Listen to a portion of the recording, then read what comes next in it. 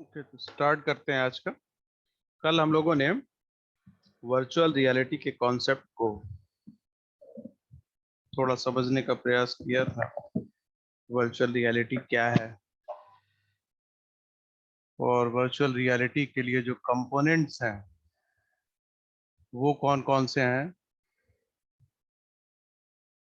कैसे उनको यूज करेंगे, इसके बारे में कल बात किए थे। तो कल इतनी सारी बात हुई थी कि वर्चुअल रियलिटी में जो यूजर इंटरफेस है वो टोटली रियल टाइम सिमुलेशन होता है। एक्चुअल वर्ल्ड से उसका कोई लेना देना नहीं रहता। कंप्यूटराइज जनरेशन होता है ग्राफिक्स का, वीडियोस का, ऑडियोज का, और वो रियल टाइम सिमुलेट ऐसा होता है कि हमको लगता है कि वो रियलिटी में हो रहा है और हम भी उसके एक पार्ट है। जरूरत इसकी इसलिए पड़ी थी क्योंकि हमको कंप्यूटर जनरेटेड वर्ल्ड के बारे में जानना होता है। बहुत सारी चीज ऐसी होती है जिसको रियलिटी में देख पाना उतना आसान नहीं होता, मुश्किल टास्क होता है, हर समय अवेलेबल नहीं होता। जैसे किसी सिटी के बारे में कोई आइडिया जहाँ पे आप नहीं गए हो और उस सिटी को के बारे में आपको जानना हो, फील करना हो कि कैसा वहां लगता होगा, तो उसके लिए वीआर टेक्नोलॉजी यूज की गई। इंटीरियर ऑफ ह्यूमन बॉडी, कोई एक ऑपरेशन करना है किसी डॉक्टर को शरीर के अंदर, तो नॉर्मली उतने अमाउंट में बॉडीज का मिलना और हर जगह अवेलेबिलिटी होना ये मुश्किल है। तो वो कैसे सीखे सर्जरी को, उसके लिए एक तरीका निकाला गया वीआर का। तो बहुत सारी ऐसी टेक्नोलॉजी बनी जिसके थ्रू जो टास्क पहले परफॉर्म किए जाते थे उनको अब इजीली किया जा सकता है। तो उसमें से वीआर भी एक है, वर्चुअल रियलिटी। तो वर्चुअल रियलिटी के प्रिंसिपल में हम लोगों ने बात की, तो ये देखा कि वर्चुअल रियलिटी जो है फिजिकल मूवमेंट जो रियल वर्ल्ड का है उसको रिकॉर्ड कर लेती है। रिकॉर्ड करने के बाद उसी तरह के मूवमेंट को कंप्यूटराइज वे से बनाया जाता है। फिर वो जो कंप्यूटराइज ग्राफिक्स और जो बनाया गया है कंप्लीट प्रोग्राम जिसमें ऑडियो वीडियो सारा है, वो वर्चुअल वर्ल्ड यानी यूजर को भेजा जाता है। तो उसको ऐसा लगता है कि वो उस वर्चुअल वर्ल्ड में ना होकर के किसी रियलिटी में उस चीज को देख रहा है। तो यूजर को ऐसा एक फील होता है कि वो उस वर्चुअल वर्ल्ड का पार्ट है। चार चीजें इसके लिए रिक्वायर्ड हैं: reality engine, head mounted display, audio units और ग्लव। ये इन चार चीजों की जरूरत हमको पड़ती है किसी भी वर्चुअल रियलिटी सिस्टम को बनाने के लिए, जिसमें सबसे इंपॉर्टेंट होता है रियलिटी इंजन। रियलिटी इंजन ही वो पार्ट है जो किसी रियल वर्ल्ड को सिमुलेट करेगा, यानी जो चीज रियलिटी में जैसी दिखती है वैसा कंप्यूटर से कैसा बनाया जाए कि हमको इस बात का पता ही ना लगे कि वो रियल है या वर्चुअल है। तो ये जितना प्रिसाइज होगा, जितना एक्यूरेट होगा, उतना ही यूजर को इस बात का अंदाजा होता है कि रियलिटी में क्या फील आएगा। तो जैसे अभी हम लोग बात कर रहे थे मेडिकल फील्ड में, तो मेडिकल फील्ड में अगर ह्यूमन बॉडी के इंटरनल किसी ऑर्गन का ऑपरेशन करना है तो कंप्यूटराइज वे में ह्यूमन के इंटीरियर ऑर्गन्स को इस तरह से बनाया जाए जो एक्चुअली में उसी तरह का दिखता हो। तो जो डॉक्टर ट्रेंड होंगे, सर्जरी करेंगे, लेजर सर्जरी जो आजकल जो हो रही है, जिस जो लेजर सर्जरी कंप्यूटर गाइडेड होती हैं, लेजर के थ्रू ऑपरेशन होता है, तो वहां पे एक्यूरेसी अचीव की जा सकती है। रियलिटी में इतनी सारी बॉडी और इतने सारे ऑर्गन को ले आना आसान नहीं है। Number of amounts of doctor अगर जो है और हर एक डॉक्टर को उतनी बॉडी अवेलेबल कराई जाए, पॉसिबिलिटी है कि उनसे गलतियां हो सकती हैं क्योंकि वो नए हैं, अभी ट्रेनिंग में है। तो कंप्यूटराइज अगर होगा तो गलती करेंगे तो लॉस नहीं है, क्योंकि वो बार बार उस प्रोग्राम के थ्रू उस चीज को फिर से जनरेट किया जा सकता है। पर रियल वर्ल्ड में करेंगे तो वो बॉडी या वो ऑर्गन को खराब कर सकते हैं गलती से। तो वो प्रॉब्लम को सॉर्ट आउट करने के लिए वर्चुअल रियलिटी की चीजों को लाया गया। फिर दूसरा लाया गया गेमिंग में। तो गेमिंग में एक्चुअल फील होना कि आप बाइक को मूव करा रहे हैं, कार को चला रहे हैं, speed variation, clutch, accelerator, brake, सब कुछ जो है वो रियल फील हो। तो आपके मूवमेंट जो होते हैं हाथ के, पैरों के, उसको इस तरह से रखा जाए, सिमुलेट किया जाए। और ये सब चीज होती कैसे है? इस रियलिटी इंजन के थ्रू। और रियलिटी इंजन है क्या? रियलिटी इंजन एक तरह का आपका कंप्यूटर है, पर एडवांस होता है। एडवांस इन सेंस कि उसका प्रोसेसर ज्यादा एडवांस होगा, उसकी कंप्यूटिंग पावर ज्यादा होगी, उसकी रैम की कैपेसिटी ज्यादा होती है, क्योंकि इसमें विजुअल और ऑडियो दोनों का रोल ज्यादा होता है। तो चूंकि विजुअल पार्ट ज्यादा है, तो रैम की रिक्वायरमेंट बढ़ जाती है। तो naturally memory requirement, graphic cards, ये सब थोड़े एडवांस होते हैं रियलिटी इंजन में, in comparison to the PC which we normally use. तो ये रोल है रियलिटी इंजन का। इसके बारे में कल बात हुई। उसके बाद हम लोगों ने बात किया था हेड माउंटेड डिस्प्ले की, कि हेड माउंटेड डिस्प्ले का क्या रोल है। तो हेड माउंटेड डिस्प्ले वो यूनिट है जो रियलिटी इंजन के द्वारा बनाए गए किसी भी सिमुलेशन प्रोग्राम को दिखाएगा, एग्जिबिट करेगा, स्क्रीन पे वो चीज विजिबल होगी। यानी ये वो चीज है जहां से आप विजुअल फॉर्म में देखने वाला जो कार्य है वो करते हैं, सुनने वाला काम नहीं, देखने वाला काम। तो जो पिक्चर हमें दिख रही है, फोटोज जो हैं, यानी कि कोई फोटो फॉर्म में है, स्टिल फोटोज हैं, और अगर मूवमेंट में है यानी कोई वीडियो है, तो वो जो देखने का पर्पज है वो एचएमडी के थ्रू पॉसिबल होता है, हेड माउंटेड डिस्प्ले के थ्रू पॉसिबल होता है। हेड माउंटेड डिस्प्ले को जो डेटा मिलता है वो रियल इंजन से मिलता है, रियलिटी इंजन से डेटा वो मिलता है, व्यूअर उसको देख रहा होता है। कंट्रोलिंग जो है वो कंप्यूटर और व्यूअर दोनों के हाथ में होती है। कंप्यूटर के हाथ में इस तरह से होती है कि अगर व्यूअर ने लेफ्ट साइड में अपना सिर घुमाया तो मूवमेंट तो व्यूअर की हो रही है, लेकिन दिखाना क्या चीज है ये टोटली कंप्यूटर के हाथ में है। तो दोनों के बीच में सिंक्रोनाइजेशन होना, कि जब ही उसकी मूवमेंट लेफ्ट में हो तो क्या दिखाना है, राइट में हो तो क्या दिखाना है, ऊपर या नीचे अगर उसके सिर की मूवमेंट हो रही है, यानी उस पर जो हेड माउंटेड डिस्प्ले है उसकी मूवमेंट हो रही है, तो क्या डिस्प्ले कराना है, ये रियलिटी इंजन को करना होगा। तो आपके सिर की मूवमेंट को रिकॉग्नाइज करना और उसके अकॉर्डिंग जो विजुअल दिखाने हैं, वो सारा रोल रियलिटी इंजन का है। अब रियलिटी इंजन में भी एक बात देखी गई कि जो डिस्प्ले है वो दो तरह के अभी तक यूज होते आए हैं, एक सीआरटी और दूसरा एलसीडी। सीआरटी में ये खासियत थी, ये उसकी खूबी थी, एडवांटेज था कि उसमें हाई रिजोल्यूशन में पिक्चर को देख पाते थे। पर उसकी एक दिक्कत थी कि वो बल्की था, भारी था, हैवी था, तो सिर पे बहुत देर तक रखने में सिर भारी भारी होना, दर्द करना, ये सारी चीजें होती थी। तो उसको कॉम्प्रोमाइज किया गया रिजोल्यूशन के मामले में, यानी रिजोल्यूशन अब उतना बेहतर तो नहीं है, लेकिन वो जो सिर में भारीपन हो रहा था, दबाव महसूस कर रहे थे, दर्द हो रहा था, उसको दूर करने के लिए एलसीडी डिस्प्ले लाए गए एचएमडी में।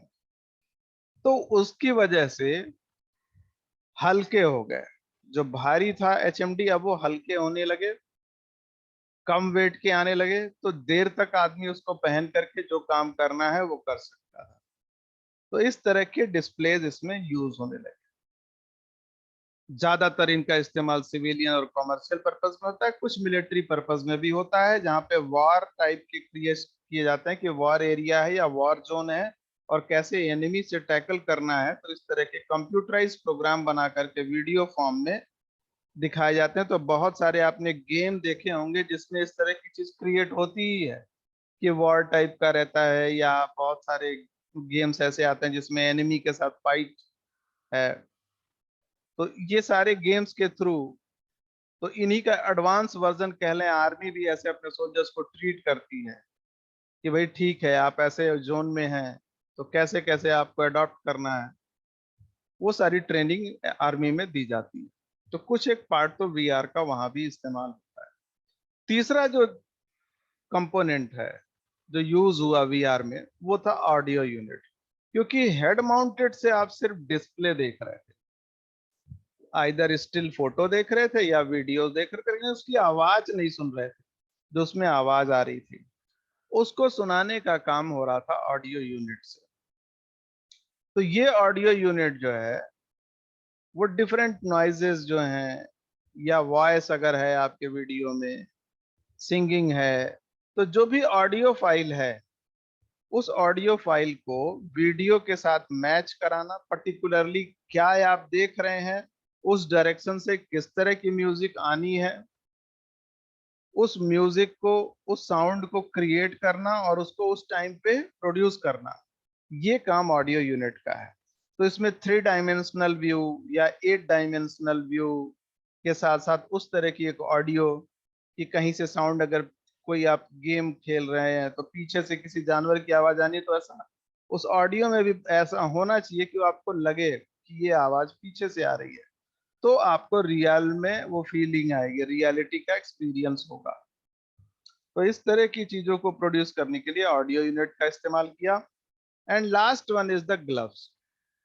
ग्लव्स का यूज वर्चुअल रियलिटी में करते हैं क्योंकि आपके हैंड की मूवमेंट जो है वो बहुत प्रिसाइसली कवर की जाती है, खास करके कुछ ऐसे एप्लीकेशन, जैसे बात कर रहे थे हम लोग मेडिकल में सर्जरी की। अब सर्जरी अगर होगी तो हैंड मूवमेंट के हिसाब से ही होनी है। तो कोई आप इंस्ट्रूमेंट पिक कर रहे हैं, उठा रहे हैं, फिर उससे किसी तरह का कट करने जा रहे हैं, तो जैसे आप अपने हाथ से नॉर्मली करते हैं इस ग्लव्स को पहन के करेंगे और पिक करके उस ऑर्गन को कट करेंगे, तो बहुत प्रिसाइज होना चाहिए, बिल्कुल एक्यूरेट होना चाहिए।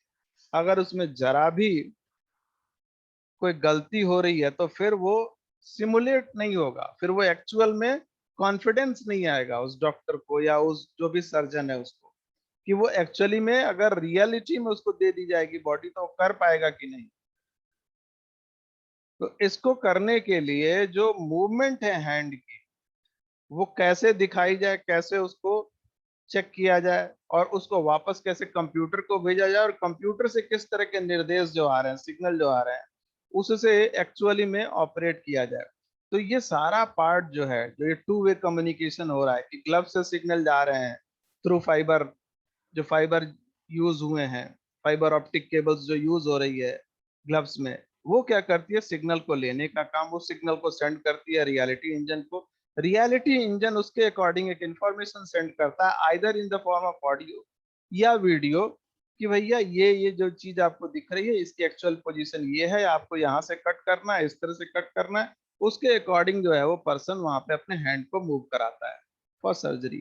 तो ये तो एक एरिया हो गया, इस तरह के बहुत सारे एरिया हैं। आर्मी में इसी तरह का है, जैसे मान लीजिए कि कोई फ्लाइट ऑपरेशन हो रहा है, कोई आप जहाज उड़ा रहे हैं, तो एक्चुअली आर्मी की पोजीशन को देख करके आपको कब मिसाइल को लॉन्च करना है, तो जो मिसाइल लॉन्च का काम है वो आपके हैंड के थ्रू होना है। तो कब बटन को प्रेस करेंगे, किस डायरेक्शन में प्रेस करेंगे, ये सारा ट्रेनिंग जो है वो ग्लव्स के थ्रू पूरी तरह मॉनिटर होती है। तो हैंड मूवमेंट जो है वो प्रिसाइसली सिमुलेट हो करने के लिए आपको ग्लव्स जो दिए जाते हैं वो नॉर्मल ग्लव्स नहीं होते हैं, वो सारे के सारे ग्लव्स जो है वो fibre optic cables, light emitting diodes, इनके साथ वो फुल्ली जो है वो ऑपरेशनल होते हैं। यानी इसमें फाइबर ऑप्टिक केबल्स का होना जरूरी है, लाइट इमिटिंग डायोड्स का होना जरूरी है, and sometimes more advance feature also implanted in the glove. These are the least requirement, इतना तो होना ही चाहिए उसमें, तब जाकर के सिमुलेशन हो पाएगा। तो ये 4 कंपोनेंट यूज होते हैं वीआर के लिए। इन 4 के बगैर वर्चुअल रियलिटी का जो जो टेक्नोलॉजी है, जो कॉन्सेप्ट है, वो पॉसिबल नहीं होगा अगर इनमें से किसी को भी छोड़ दिया जाए।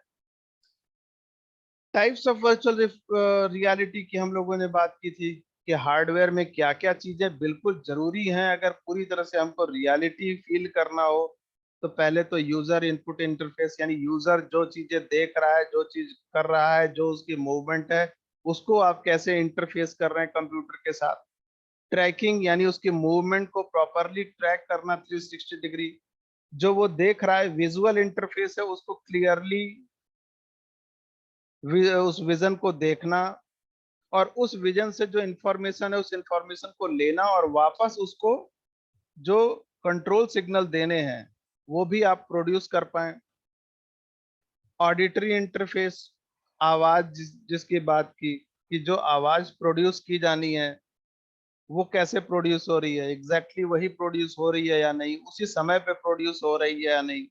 हैप्टिक इंटरफेसेस, क्या उसकी बॉडी में, कंप्लीट बॉडी में कोई मूवमेंट है, क्या वो कंप्लीट बॉडी उसकी बाएं दाएं मूव कर रही है, या आपको उसको कोई पर्टिकुलर फील एक देना है कि जैसे वो किसी गड्ढे में गिर रहा है, तो उसकी बॉडी को कैसे फील आएगा कि वो गड्ढे में गिर रहा है, क्योंकि है तो वर्चुअल फील्ड, वो एक्चुअल में तो गिरेगा नहीं, तो उसको आप फील कराएंगे कैसे। तो क्या इस तरह का कोई इंटरफेस है। ऑफ्लेक्टरी इंटरफेसेस, क्या उसको किसी स्मेल का कोई आपको एक्सपीरियंस कराना है, पर्टिकुलर किसी खुशबू का या किसी चीज का उसको एहसास कराना है, तो उसके लिए आपको ऑफ्लेक्टरी इंटरफेसेस की जरूरत पड़ेगी। तो ये सारी जो जरूरत है वो तो हार्डवेयर के फील्ड में है। इतने सारे तरह के तो कंपोनेंट चाहिए अगर उसको वर्चुअल रियलिटी टोटली आपको बतानी है किसी यूजर को। तो सॉफ्टवेयर में क्या क्या चीज चाहिए होगी, इनपुट प्रोसेस, जहां पे यूजर है और जो वो फील करना चाहता है वैसा क्या आप माहौल क्रिएट कर पाएंगे, तो उसके लिए आपको उस जगह के बारे में पूरी इंफॉर्मेशन होनी चाहिए। ये आएगा इनपुट से। अब आपने इनपुट से उस प्रोसेस, उस जगह के बारे में पूरी इंफॉर्मेशन ले ली, तो अब अगला काम है उसको सॉफ्टवेयर के थ्रू प्रोड्यूस करना, जिसको कहा सिमुलेशन। एक बार आपने वो फाइल बना ली, वो सब कुछ कर लिया, तो तीसरा काम हो गया रेंडरिंग प्रोसेस, उसको भेजना यूजर के पास। दो जगह पे भेजना होगा, एक तो उसके एचएमडी में, दूसरा उसके ऑडियो में। और तीसरा, अगर वो ग्लव्स के थ्रू किसी काम को परफॉर्म करने जा रहा है तो ग्लव्स के थ्रू सिग्नल्स। चौथा हो गया वर्ल्ड डेटाबेस, यानी ये ऑपरेशन किसी एक लोकेलिटी के लिए तो होगा नहीं, किसी एक जगह के लिए तो वर्चुअल रियलिटी होगी नहीं। जब आप ये बनाएंगे तो आपका पूरा कंप्लीट जो प्रोग्राम बना रहे हैं वो ग्लोबली एक्सेप्ट होना चाहिए। तो क्या ग्लोबल लेवल पे आपने डेटा को एसेस किया है या नहीं किया है, क्या उसका कोई एक डेटा बैंक है या नहीं है। तो ये जरूरत हो गई सॉफ्टवेयर। तो हार्डवेयर की ये जरूरतें और सॉफ्टवेयर की ये सारी जरूरतें जो है वो फिर कंप्लीट वर्चुअल रियलिटी के टाइप्स को क्लासिफाई करती है। अब उसकी आर्किटेक्चर की बात किए थे हम लोग कि architecture of virtual reality system क्या है। तो चूंकि चार ही प्रोसेस हैं और हर एक प्रोसेस के लिए अपने प्रोसेसर है। इनपुट प्रोसेसर, यानी यूजर जहां पे है और जो वो महसूस करना चाहता है, एक्सपीरियंस करना चाहता है कि रियलिटी में उसको ऐसा दिखता है तो वर्चुअल में भी उसको वैसा ही नजर आए। तो उसके लिए क्या आपने वो जो रियलिटी में जो एटमॉस्फेयर है, जो एनवायरनमेंट है जहाँ पे वो है, उससे आपने कितनी इंफॉर्मेशन ली। क्योंकि जितनी ज्यादा इंफॉर्मेशन होगी किसी जगह के बारे में, किसी इवेंट के बारे में, किसी कंडीशन के बारे में, उतना ही फिर आपके लिए सिमुलेट करना आसान होगा और उसको फिर रिप्रोड्यूस करना वर्चुअल फॉर्म में, नकली फॉर्म जिसको कहें, उस फॉर्म में उतना ही आसान होगा। जितनी इंफॉर्मेशन आप रियलिटी में लेंगे, रियलिटी इंजन को देंगे, रियलिटी इंजन उसको फिर उतने ही अच्छी तरह से सिमुलेट करेगा। सिमुलेट करने के बाद जो सेकंड प्रोसेस है, जो रियलिटी इंजन का पार्ट है जिसको कहा सिमुलेशन प्रोसेसर, उसको सिमुलेट करने के बाद जब फाइनल वो उस प्रोग्राम को वो बना लेगा, जिसमें सारे ही स्टिल, ऑडियो, वीडियो सब होंगे, वो चीज फिर वो रेंडरिंग प्रोसेसर के थ्रू एचएमडी, ऑडियो और ग्लव्स को भेजेगा। यानी रेंडरिंग प्रोसेसर का काम है जो कुछ भी सिमुलेट हुआ है, जो प्रोग्राम बने हैं, उसको सेंड करने का, उसको वहां तक भेजने का। Then comes the fourth one, that is world database. World database यानी कि जो अभी तक काम हो चुका है, जिस फील्ड में आप काम करने जा रहे हैं, उससे रिलेटेड इंफॉर्मेशन आपके पास है या नहीं। क्योंकि वो इंफॉर्मेशन अगर रहेगी तो आपको काम करना आसान हो जाएगा। तो इन्हीं चार चीजों को यहाँ इस डायग्राम में दिखाया गया कि यूजर इनपुट, यूजर ने इनपुट लिया, ग्लव्स के थ्रू लिया, उसके ट्रैकिंग के थ्रू लिया, उसके स्पीच रिकॉग्निशन के थ्रू लिया, उसके एनवायरनमेंट के थ्रू लिया, ग्लव्स की मूवमेंट के थ्रू लिया। जो इनपुट लिया उसको उसने रियलिटी इंजन को भेजा। रियलिटी इंजन ने उन सारी सिचुएशन को एनालाइज किया, उस इंफॉर्मेशन को। उसके बाद उसने फिजिकल सर्वर से, यानी कि कुछ वर्ल्ड डेटाबेस से कुछ डेटा लिए, उसको ऑडियो सर्वर के साथ इंक्लूड किया और एक फाइल बनाई सिमुलेशन की। और उस सिमुलेशन फाइल को डिफरेंट यूजर्स को, हो सकता है एक से ज्यादा यूजर उस चीज को मांग रहे हो एक साथ, एक से ज्यादा गेम खेलने वाले लोग एक ही गेम को चाह रहे हो, तो आपको सभी को वो गेम प्रोवाइड करना होगा, सभी डॉक्टर्स को वो सर्जिकल प्रोग्राम प्रोवाइड करने होंगे। तो जितने भी होंगे उन सभी को सर्वर 1 2 3 4 सबको इस रियलिटी इंजन को सेंड करना होगा। तो ये एक कंप्लीट आर्किटेक्चर हो गया वर्चुअल रियलिटी सिस्टम का, जो ऑपरेट करता है किसी भी वीआर सिस्टम में। एप्लीकेशंस की बात करें कि वर्चुअल रियलिटी का एप्लीकेशन एरिया क्या है, कहाँ कहाँ पे देखते हैं हम लोग, तो सब सर्वाधिक जो अभी देखने में आता है वो एंटरटेनमेंट और जो आप लोग का गेमिंग का पार्ट। तो जितना ही फीचर बढ़ता जा रहा है गेम में, जितना ही वो वास्तविकता के नजदीक होते जा रहे हैं गेम, उतना ही एक्साइटमेंट गेम्स के प्रति बढ़ रहा है, अट्रैक्टिव वो होते जा रहे हैं, डिमांड उनकी बढ़ती जा रही है। तो आपने देखा कि जैसे पबजी है या ये सब है, ये सब इतने डिमांड में क्यों रहे? क्योंकि ये मोर विविड है, इनको कई यूजर को एक साथ ये दिया गया कि वो आपस में खेल सकते हैं, इस तरह का उसका सिमुलेशन किया गया कि वो एक ही सिचुएशन को कई यूजर देख रहे हैं और कई यूजर उस एक ही सिचुएशन के लिए ऑपरेट कर रहे हैं अपने हिसाब से, यानी अपने उन परिस्थितियों के हिसाब से जो वो देख रहे हैं और जो वो एहसास कर रहे हैं। तो ये जो उनको एहसास कराया जाता है या जो ये देखते हैं, यही पार्ट हो गया वर्चुअल रियलिटी का। एक्चुअल में वो कुछ कर नहीं रहे, वो सिर्फ अपने मोबाइल पे या लैपटॉप पे या पीसी पे उस चीज को खेलने का प्रयास कर रहे हैं, उस सिचुएशन में अपने को ले जा रहे हैं, वो है नहीं कुछ। लेकिन उतनी देर जितनी देर वो गेम खेल रहे होते हैं उतनी देर तो उनको यही लगता है कि वो उसके पार्ट है, वो उस चीज को परफॉर्म कर रहे हैं।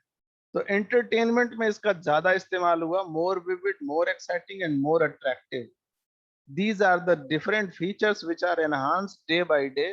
इसमें इम्प्रूवमेंट होता ही जा रहा है एंटरटेनमेंट के एरिया में। Then comes the medicine part.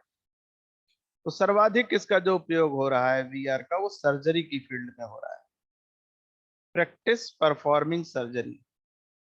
और अब तो एक और बिल्कुल ही नई चीज आ गई है कि perform surgery on a remote patient, यानी एक्चुअल सर्जरी होगी, पेशेंट कहीं और बैठा है, ऑपरेट कोई आदमी करेगा, लेकिन जो एक्चुअल सर्जरी करने वाला डॉक्टर है वो कहीं और बैठा है। तो थ्रू रोबोट अब रिमोट पेशेंट की सर्जरी स्टार्ट हो रही है, कुछ जगह पे स्टार्ट की हो गई है कि रिमोटली कैसे सर्जरी होगी रोबोटिक्स के यूज से।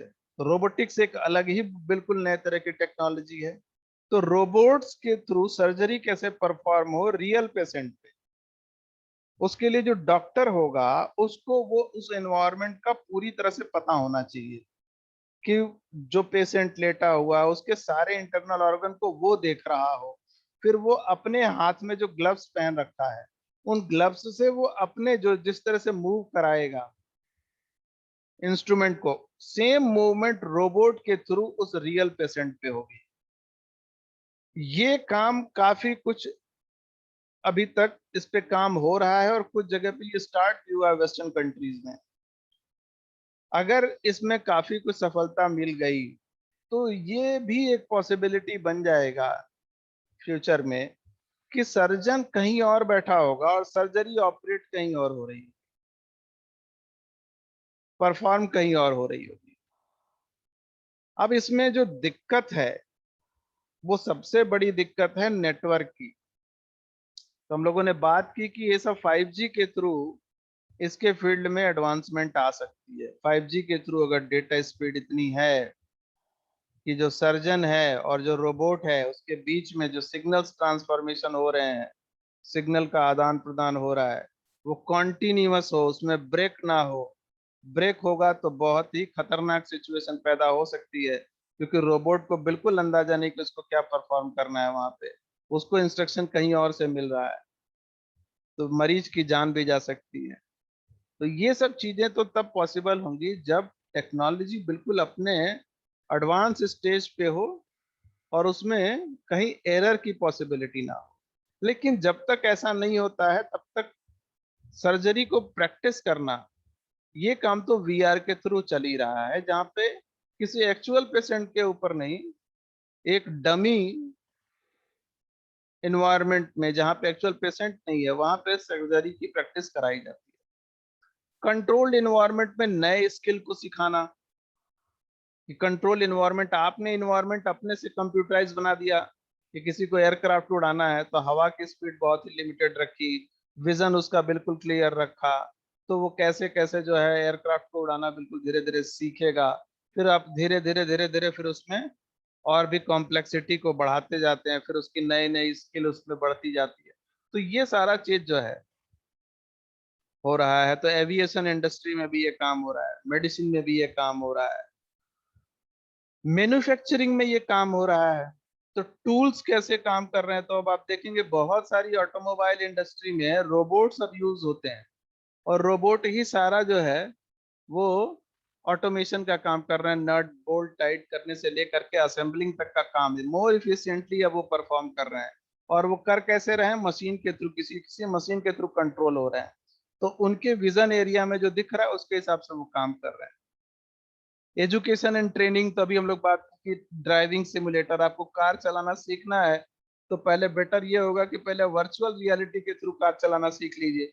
तो आपको बिल्कुल ऐसा एहसास होगा कि आप जो है गाड़ी चला रहे हैं, भीड़ भाड़ वाली जगह पे चला रहे हैं या कहाँ चला रहे हैं। ये ड्राइविंग सिमुलेटर्स आ गए हैं नए, फ्लाइट सिमुलेटर्स उसी तरह से आ गए, शिप सिमुलेटर आ गए, पानी वाले जहाज के, टैंक सिमुलेटर आ गए कि टैंक कैसे ऑपरेट होंगे, टैंक कैसे चलाए जाएंगे, कैसे फायर होगा टैंक से, मिसाइल ऑपरेटर्स आ गए ऐसे। तो इस तरह का एजुकेशन और ट्रेनिंग देने का काम भी जो है वो वर्चुअल रियलिटी के थ्रू अब ज्यादातर हो रहा है। अब इसमें जो है वो बहुत सारे एडवांसमेंट आ गए, बहुत सारे नए अप्रोच आ गए इसमें, इस टेक्नोलॉजी में भी धीरे धीरे डे बाय डे इसमें और भी इम्प्रूवमेंट हो रहे हैं। एडवांटेजेस की बात कह लें कि क्या एडवांटेजेस हैं वीआर के, तो many different fields can use VR as a way to train students without actually putting anyone in harms. यानी कि जहाज उड़ाना है, अब सिखाना है, किसी एविएशन स्कूल है कोई जहाँ पे जहाज बच्चों को उड़ाने के लिए ट्रेनिंग लेना है, तो सही में जहाज दे करके उनको ट्रेनिंग दी जाए या ऐसा सिमुलेशन करके दिया जाए। तो तरीका तो ये ज्यादा अच्छा है कि पहले उनसे सिमुलेट कराया जाए, कि वो किसी मशीन पे बैठ करके उसको चेक करें कैसे करना है, कैसे क्या क्या विजन होगा, कैसे कौन से बटन को कब पुश करना है, ये सारा कुछ जो है वो स्टूडेंट को ट्रेन किया जाए बगैर किसी खतरे के। This includes the field of medicine, अभी सब मेडिसिन है, लॉ एनफोर्समेंट है, आर्किटेक्चर है, एविएशन है। We are also help those that can get out of house experience a much fuller life, जिसकी वजह से क्या होगा, बच्चे को काफी कुछ नॉलेज एक्चुअल सिचुएशन में जाने के पहले हो जाए। वीआर वहां भी हेल्पफुल है जो लोग बाहर नहीं जा सकते, इन हाउस, घर से बाहर नहीं जा सकते किन्हीं कारणों से, उनको बाहर की दुनिया का एहसास कराना, उन जगहों का एहसास कराने के लिए वीआर उसमें मदद करता है, virtual reality. These patients can explore the world through virtual environments like Second Life, a VR community on the internet, exploring virtual cities as well as more beneficial environments like JRR, Tolkien's Middle Earth। अब ये इस तरह के different programmes हैं।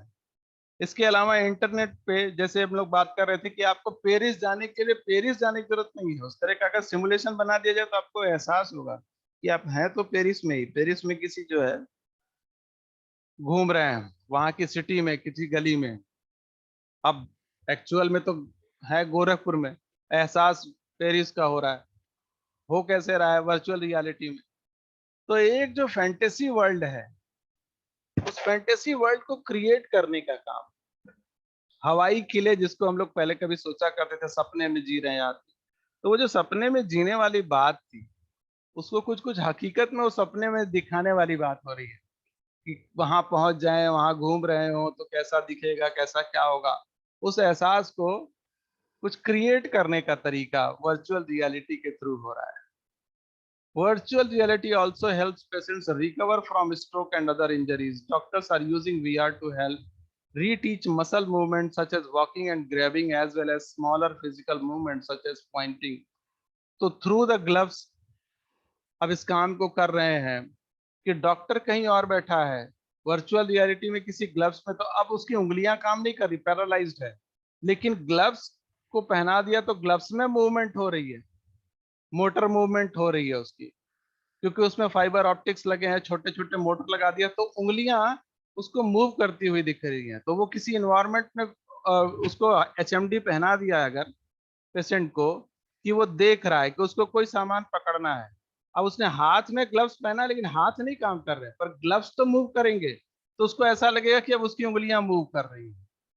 तो धीरे धीरे ऐसा करके उसको ट्रेन करते हैं कि वो मसल एक्चुअली मूव करना शुरू करे। तो इस तरह की टेक्नोलॉजी भी अब यूज हो रही है जिसमें फिजिकल मूवमेंट कराई जा रही है। बहुत सारे ऐसे प्रोग्राम्स हैं, बहुत सारी ऐसी जगहें हैं जहाँ पे वर्चुअल रियलिटी का एडवांटेजेस है, इस टेक्नोलॉजी का यूज करके काफी कुछ अचीव किया जा सकता है कम खर्च में। तो वास्तव में जहाज उड़ाने से बेटर है कि पहले सिमुलेट कर लिया जाए, इतने जहाज कहाँ से लाएंगे, पानी वाले जहाज इतने कहाँ से लाएंगे, बैटलफील्ड कहाँ से क्रिएट करेंगे, एक्चुअली तो युद्ध करा नहीं सकते, तो युद्ध जैसी सिचुएशन बना दें जिससे ट्रेनिंग तो हो सके सोल्जर्स की। तो ये सारे काम चल रहे हैं, ये इसके एडवांटेजेस में है। डिसएडवांटेजेस में कह लें तो कॉस्ट प्रोहिबिटिव, कॉस्ट ज्यादा है, क्योंकि अगर आप देखें किसी एक्चुअल वीआर सिस्टम को बनाने के लिए तो कम से कम $20,000 लगेंगे। अब इसको इंडियन प्राइस में कन्वर्ट कर लें, इंडियन रुपीज में, तो देख लें कितना हो जाता है। तो वर्चुअल रियलिटी सिस्टम को बनाना ये कॉस्टली चीज है। तो सिमुलेशन करना एक कॉस्टली चीज है अगर आप अपने लिए करना चाह रहे हैं, पर अगर कोई इंडस्ट्री है, कोई स्कूल है, एविएशन स्कूल है, पर उसको जहाज की ट्रेनिंग देनी है, तो वो एक बार में इतना खर्च तो कर ही सकता है कि 100 स्टूडेंट को ट्रेनिंग करने के लिए एक ऐसा जो है बना ले सिस्टम वीआर का और ट्रेन कर ले। तो वहां पे तो ये फिजिबल है, वहां पे तो वो काम इस तरह का कर भी लेते हैं। पर अपने अकेले के लिए अगर आप करने जाएंगे तो ये एक महंगा है। The technology for such an experience is still new and experimental, चूंकि अभी न्यू टेक्नोलॉजी है, अभी इस पे काफी कुछ एक्सपेरिमेंट हो रहे हैं, चल रहे हैं। तो अभी इसमें स्किल्ड पर्सन्स की भी रिक्वायरमेंट बहुत है। जो प्रोग्रामर्स हैं उस वो अभी भी इनकी टेक्नोलॉजी को समझने का प्रयास कर रहे हैं कि और क्या चीजें इसमें हो सकती हैं, तो कभी इन चीजों को करने में गलती की भी होने की संभावना है, तो बहुत सारे इंस्ट्रूमेंट के लॉस होने की भी संभावना होती है, खराब होने की संभावना होती है। The idea of escapism is commonplace among those that use VR environments, and people often live in the virtual world instead of dealing with the real one. एक ये भी पाया गया कि ज्यादा वीआर, ज्यादा वर्चुअल रियलिटी यूज करने वाले लोग नॉर्मल दुनिया में अब जीना ही नहीं चाहते, रियल वर्ल्ड की दुनिया में। उनको वर्चुअल रियलिटी में ही जीना अब ज्यादा पसंद आ रहा है, पर एक्चुअल जीना तो आदमी को वास्तव में जीना है, रियल जीना है। वर्चुअल रियलिटी में जीने से तो होने वाला नहीं है। This happens even in the low quality and fairly hard to use VR environments that are online right now. One worry is that VR environment become much higher quality and immersive. They will become attractive those wishing to escape real life. Another concern is VR training. तो एक तो जो बात हम लोग की है कि वो रियल लाइफ से भागना चाह रहे हैं, वर्चुअल रियलिटी में जीना चाहते हैं। और दूसरा हो गया कि ट्रेनिंग, वीआर ट्रेनिंग इतना आसान नहीं है, वर्चुअल रियलिटी की ट्रेनिंग बहुत ही स्पेशलाइज्ड जॉब होगी, उसको करने के लिए पैसे की भी जरूरत है, plus skilled machine, skilled trainer की जरूरत है। Training with VR environment does not have the same consequences and training and working in real world. और जो सबसे बड़ी बात आती है कि कितना भी आप वर्चुअल रियलिटी में सीख लें, कर लें, लेकिन जब रियल वर्ल्ड में जब जाते हैं तो परिस्थितियां बदलती रहती हैं। रियलिटी में जब जहाज उड़ाने जाएंगे तो हवा बिल्कुल ऐसा नहीं है कि सामान्य ही चल रही हो, कभी तूफान रहेगा, कभी बादल रहेंगे, कभी बारिश हो रही होगी। तो उस कंडीशन में फिर आप क्या करेंगे, कभी कोई मशीन ओपन नहीं हुई, गियर्स ओपन नहीं हुए, तो कैसे लैंड कराएंगे। ये सिचुएशन डेफिनेटली वर्चुअल रियलिटी से अलग होती है। तो ठीक है, ट्रेनिंग वहां पे हो सकती है, लेकिन रियलिटी में उस चीज को परफॉर्म करते समय जो दिक्कतें आती हैं उसको कैसे हैंडल करेंगे, ये एक प्रॉब्लम है। क्योंकि कितना भी कर लें तो वर्चुअल रियलिटी अभी उतनी एडवांस नहीं हुई है कि टोटली रियल वर्ल्ड जैसी बन जाए। एडवांसमेंट अभी जारी है, तो धीरे धीरे धीरे करके ही उस एनवायरनमेंट का फील आएगा। तो ये सारे इसके डिसएडवांटेजेस। फ्यूचर वर्क की बात करें तो दिखता है कि cyber sickness, simulator sickness. Cyber sickness का मतलब कि आदमी नेट की दुनिया में ही अब उलझ गया, सिमुलेटर से ही ज्यादा उसको लगाव हो गया, उसी दुनिया में रहना चाह रहा है। लो फिडेलिटी यानी नेटवर्क इश्यूज, नेटवर्क ऑपरेशन उतना बढ़िया नहीं है, एक्सपेंसिव है ये। Lack of integration, different application के बीच में इंटीग्रेशन होना, यानी चारों जो कंपोनेंट्स की बात कर रहे थे उसमें आपस में इंटीग्रेशन होना, ये अभी प्रॉब्लम आ रही है। फ्यूचर वर्क को अगर देखें तो आगे जो रिक्वायरमेंट है वो ये दिखती है कि हाई फिडेलिटी सिस्टम चाहिए होगा। एक ऐसा सिस्टम चाहिए होगा जिसमें नेटवर्क बहुत कैपेबल हो, कॉस्ट की सेविंग, कम कॉस्टली इक्विपमेंट्स हो, कोलाबरेटिव हो, एक वीआर पे कई सारे लोग यूज कर सकें, तो जिससे कॉस्ट जो कटिंग है वो हो सके। यानी एक ही वीआर को एक तो सस्ता हो, दूसरे को कई लोगों के साथ यूज किया जा सके। High level contact between participant in distributed VR. अगर डिस्ट्रीब्यूटेड वीआर है यानी एक ऐसा वर्चुअल रियलिटी है जिसको कई लोग एक साथ यूज कर रहे हैं, तो क्या उनके बीच में नेटवर्क की जो पॉसिबिलिटी है वो सही है या वो लो लेवल पे है, हाई लेवल पे कैसे अचीव होगी। तो ये सारी चीजें जो है वो फ्यूचर में है अभी। और धीरे धीरे जैसे और बाकी टेक्नोलॉजी एडवांस होगी तो उसके साथ साथ वीआर में भी एडवांसमेंट होने की पॉसिबिलिटी है। तो इतनी बात जो है वो वर्चुअल रियलिटी को लेकर के आज रखनी थी। तो वर्चुअल रियलिटी में इतनी सारी चीजें हैं जो आपके कोर्स में है। अब इसके आगे का टॉपिक हम लोग नेक्स्ट क्लास में करेंगे। तो आज यहाँ तक की बात मुझे रखनी।